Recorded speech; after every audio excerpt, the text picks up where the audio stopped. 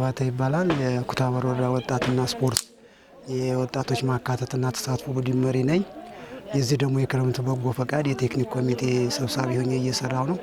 ዘንድሮ በኩታበር ወረዳ የበጎ ፈቃድ ስራ በሰፊ ህዝብ ንቅናቄና መዋቅር ንቅናቄ ስራ የተጀመረበት ሁኔታ ነው ያለው። ከስራዎቹ አንዱ የመጀመሪያው የአቅመ ደካሞችን ቤት መስራትና ማደስ ስራ በወረዳችን አዲስ ቤት ስራ ወደ 23 ቤት መጠገን ወደ 46 እቅድ አቅደን ከሌሎች ስራዎች ጋር አቀናይተን እየሰራን ነው። በርካታ ተግባራትን እስካሁን አከናውነናል።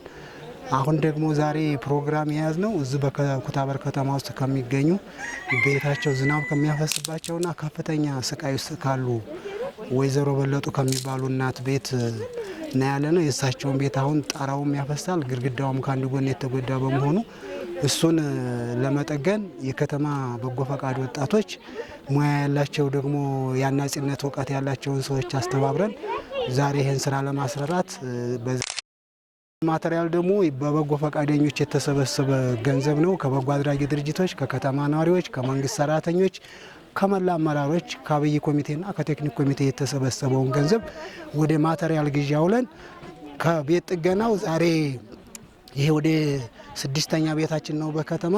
ይሄ ደግሞ ሰፋ ያለ ችግር ያለበት ነው። ሰፊ ስራ አለን ብለን እንገምታለን። አጠቃላይ በወረዳውም እንቅስቃሴ በገጠር በርካታ ቤቶች ወደ 12 ቤቶች ተጠግነዋል። አዲስ ወደ 7 ቤቶች ተሰርተዋል። በግብርና ስራ፣ በተፈጥሮ ሀብት ስራ፣ በችግኝ ተከላ ስራ፣ በእርሻ አቅመ ደካማ እርሻ ማረስ፣ ማረም፣ መኮትኮት፣ ሌሎች ደግሞ የተፈናቃዮችን የመመገብ ጦም የሚያድሩ ሰዎችን የመርዳት በጤና እና በተለያዩ በሰላም ሁኔታ ትምህርት የመስጠት በርካታ ወጣቶች በወረዳችን 19,000 ወጣቶች በዚህ ስራ ላይ ተሰማርተው እየተሰራ ያሉበት ሁኔታ ነው ያለው። ይህን እንግዲህ በማጠቃለያም ደግሞ በአማረና በደመቀ መልኩ